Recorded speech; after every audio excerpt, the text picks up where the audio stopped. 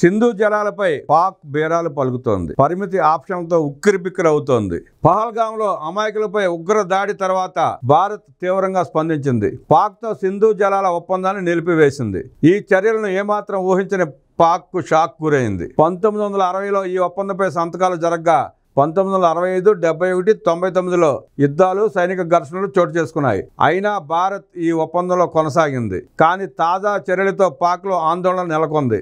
ఈ జలాలను మళ్లించడం లేదా ఆపడం చేస్తే దాన్ని యుద్ధానికి కవ్వింపు చర్యగా పరిగణిస్తామంటూ బేరాలు పలుకుతోంది. భారత్ నిర్ణయంతో పాకిస్తాన్ ఎదుట ఇప్పుడు ఆప్షన్లు పరిమితంగానే ఉన్నాయి. తాజాగా దీనిపై ఆ దేశ న్యాయశాఖ మంత్రి అఖిల్ మాలిక్ స్పందించాడు.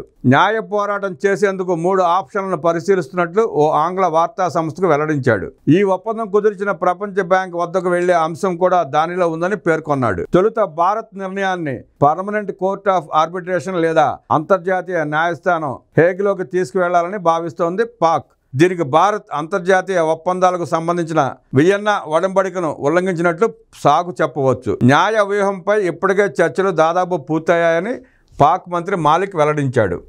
త్వరలోనే ఏ కేసులు దాఖలు చేయాలనే దానిపై నిర్ణయానికి వస్తామన్నారు. ఇక మరో ఆప్షన్ కింద దౌత్యపరంగా ఈ అంశాన్ని ఐరాస భద్రతా మండలిలో లేవనెత్తే అవకాశం ఉందని మాలిక్ పేర్కొన్నాడు. అన్ని బలమైన వేదికలపైకి ఈ అంశాన్ని తీసుకువెళ్లే విషయాన్ని పరిశీలిస్తున్నట్టు వెల్లడించాడు. ఈ ఒప్పందం ఏకపక్షంగా నిలిపివేయడం ఏమాత్రం కుదరదని మాలిక్ వెల్లడించాడు. ఆ ఒడంబడిక రద్దుకు సంబంధించి ఎటువంటి క్లాజ్ లేదని పేర్కొన్నాడు. అంతర్జాతీయ న్యాయస్థానం ఎదుట పాక్ వెళ్లే అవకాశాలు దాదాపుగా లేవు. ఎందుకంటే ఐసీజే పరిధిలోకి వెళ్లాలంటే ఆయా దేశాల అంగీకారం తప్పనిసరి. ఇది పూర్తి లేదా పరిమితి అంగీకారం కావచ్చు. ఇందుకు ఆ దేశం తీర్మానం చేయాల్సి ఉంటుంది. అంతర్జాతీయ నియమ నిబంధనల క్రమాన్ని పాటించే భారత్ ఈ అంశాలకు సంబంధించి ఐసీజే చట్ట పరిధికి కట్టుబడి ఉంటామని ఆమోదిస్తూ 27 సెప్టెంబర్ 2019లో డిక్లరేషన్ ఇచ్చింది. కానీ దీనికి 13 మినహాయింపులను తీసుకుంది. ఈ మేరకు మన విదేశాంగ మంత్రి ఎస్ జైశంకర్ ఆ డిక్లరేషన్పై సంతకం చేశారు. 13 మినహాయింపుల్లోనే ఓ మెలిక ఉంది. కామన్వెల్త్ గ్రూపులోని దేశాలతో వివాదాలు ఏర్పడితే మాత్రం అవి ఐసీజే పరిధిలోకి రావని నాడు పేర్కొంది.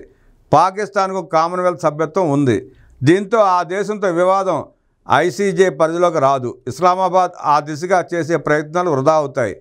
దీనికి తోడు సాయుధ ఘర్షణలు, ఆత్మరక్షణ కోసం సమిష్టి చర్యలు తీసుకునే వేళ దౌర్జన్యాలను అడ్డుకునేటప్పుడు తప్పనిసరిగా పూర్తి చేయాల్సిన బాధ్యతల వంటి పలు అంశాల్లో కూడా ఐసీజే పరిధి చల్లదని వెల్లడించింది.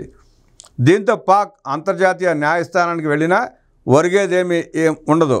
భారత్ పాక్ మధ్య సింధు జలాల ఒప్పందాన్ని మధ్యవర్తిగా వ్యవహరించి కుదిర్చిందే ప్రపంచ బ్యాంక్.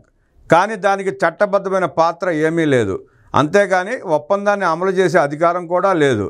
ఏమైనా అభిప్రాయ భేదాలు వస్తే చర్చలకు మాత్రమే ప్రోత్సహించగలదు. తటస్థ నిపుణుల నియామకం, కోర్ట్ ఆఫ్ ఆర్బిట్రేషన్ చైర్మన్లను నియమించడం వరకే దాని పాత్ర పరిమితం. లేకపోతే వివాద పరిష్కార వ్యవస్థను ప్రపంచ బ్యాంక్ ఏర్పాటు చేసే అవకాశం ఉంది. కానీ సూచనలు, సిఫార్సులకు భారత్ కట్టుబడి ఉండాల్సిన అవసరం లేదు.